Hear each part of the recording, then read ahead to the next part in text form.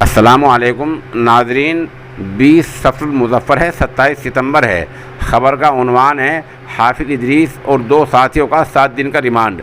दूसरा उन्वान है मौलाना कलीम के हक़ में पूर्व काजी में ज़बरदस्त मुज़ाहरा।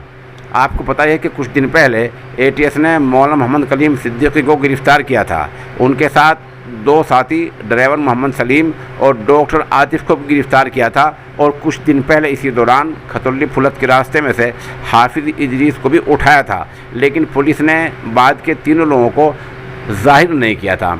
मोमिन एडवोकेट की मेहनत से और उनके ज़रिए ATS को नोटिस दिलाने के बाद 24 घंटे पहले ATS ने हाफिज़ इदरीस, मोहम्मद सलीम और डॉक्टर आतिफ़ की गिरफ़्तारी दिखाई थी। आज इन्हीं तीनों के लिए अदालत ने ATS को 7 दिन का रिमांड दिया है।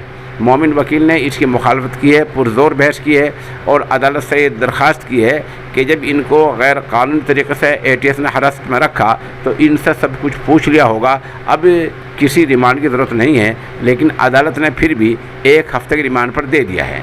अब बतला दें कि पुरकाजी में आज जो मुज़ाहरा हुआ है उसमें हिंदू मुस्लिम दोनों ने शिरकत की है। ये मुज़ाहरा मोहम्मद दानिश और विशाल चौधरी की क़यादत में हुआ है।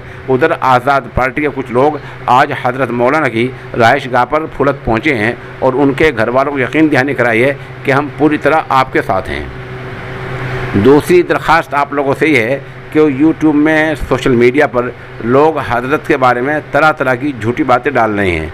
आप उन लोगों पर यकीन न करें।